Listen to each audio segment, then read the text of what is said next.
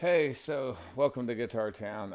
Showed you a size 1 style 28. That's a 128 Martin the other night, which is, like I said, the base model of all the original Martin guitars starting out with size 1. And the numbers went up, the sizes went down. We talked about that. We'll talk about what happens when the sizes go up later. Um, I wanted to show you to kind of continue that theme, a size 2 guitar tonight, and show you the difference between the sizes and the guitars. The guitar we're going to look at and listen to tonight is pretty interesting because first of all, I'm going to show you the case that it comes in. I don't collect cases, I collect guitars, but in a few situations I've ended up with the original case, and that's a desirable thing to a collector. It's not as big a deal to me personally as it is to some other people, but this particular guitar, an 1870s guitar in the original case. This is an 1870s 224 Martin. And the case it came in is right here. They call this a coffin case, and I just saw the first structural weakness I've seen in it, and this is why I'm kind of careful with these things. The nails are coming loose here, it's drying out, so I need to pay some attention to that. This is a coffin case. It's made of wood. It's very much like a coffin. It's still got the green lining. It looks pretty familiar. Case fits pretty well. This stuff felt compresses at the time, so it's a little loose, but it probably fit in there pretty snugly, not as snugly as modern guitar case. Interesting thing, I think this might be ivory around this. So let's see, let's go over here so we can look at it, but this might be ivory around this keyhole.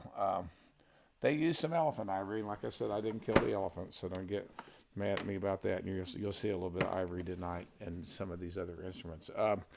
This is the case that the guitar we're going to listen to came in. It is a size 2 guitar, which is a size down from the one last night. In comparison, what we'll do is we'll show you. This is a size, the guitar we're going to listen to tonight, this is a size 2, style 24. It's made of rosewood. It's not quite as fancy. It doesn't have the herringbone pattern inlay around the edges. That wood trim with the herringbone pattern. It doesn't have that. It just has a very simple line. Has a nice but simpler marquette, down the back stripe. It is Brazilian rosewood and a slightly lower grade Brazilian rosewood, although this particular one's really pretty. I like this wood. Pearl buttons on the these are the original strap pins on this one, I think. They got a little pearl dot in them, so that's pretty fancy. I don't think those are original pins that we saw the other night. Very similar tuners to the Style 28, which are the I guess these buttons are either ivory or ivory. I'm not sure which, but they're very almost the same tuners. In comparison, this is not the same size wing guitar, but this is a this is a size 1 guitar. So this is size 1. This is size 2. And you can see it is one side. It's almost like you can put one inside. It was literally, you put one fits inside the other. To compare, I don't have a 3 or a 4. I'm not sure whether, I think 3s exist. I've never seen a 4. But let's see. Oh, interesting thing here.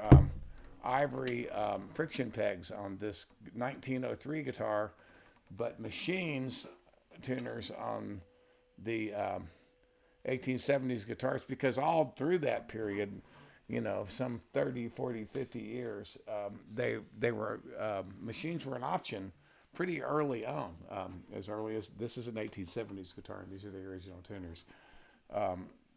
But some people wanted the friction pegs, the old-fashioned, just a regular peg made sometimes of wood. I've got another one that has wood pegs. This one has ivory pegs. I've got a Style 28 guitar that has that you'll see at some point. It's from the 1870s. It's a 128. No, it's an 028, and it has, which is a size bigger. We'll talk about that. It has wooden friction pegs, and I don't think those are the correct pegs. I think it should have had ivory pegs like this guitar. Then just so you see, what happens is they get smaller. This is a size 5 guitar, or the so-called Baby Martin. And this was originally meant to be a Terz guitar, or meaning it would be tuned a third above. I tune them to standard tuning. I've used baby guitars, not these Martins because I didn't own them at the time, but on a couple of recordings of mine, I used a Baby Taylor, which is about the same size, and it's the same amount of tension or lack of tension on the strings when it's tuned to standard pitch, and it's sort of like the Hawaiian slack key thing, even though you're not in an open tuning. That's how they achieve that sound. But there's just a feel of the strings being tuned a little bit lower. Dadgad does the same thing, but Dadgad, you're kind of beating the shit out of it, and most of the time this is a finger style guitar thing, and I've sort of emulated on a couple of things in standard tuning on a Taylor Baby that I had, and you can hear that guitar on satellite radio and also on Christmas in Washington, and I use these guitars for that type of stuff. Now, I do want to play one song before we get out of here and run out of time on this guitar. It's a this is a really good guitar. It sounds pretty good. And it's I just, for some reason, when I picked this guitar up, this was the song I wanted to play, even though I hadn't played it in a long time.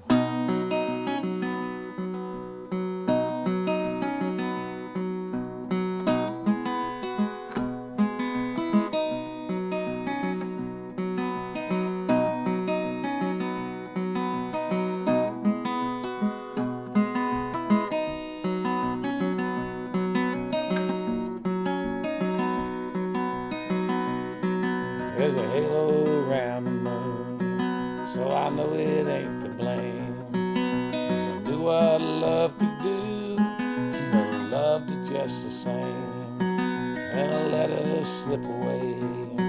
I'm all alone and blue, not surprised I gotta pay. There's a halo around the moon. There's a ghost that haunts this town. Ask anyone you see. Drag his chains around, no spell can set him free. And it looks a lot like me. If you ask him why he's bound, he just say he lost the key. There's a ghost that haunts this town. Woo.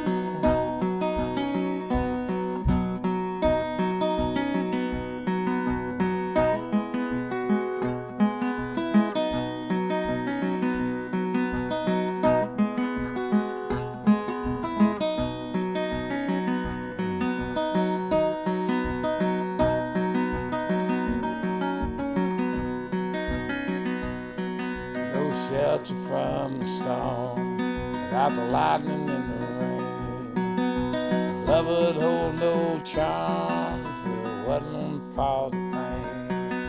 It's always been that way.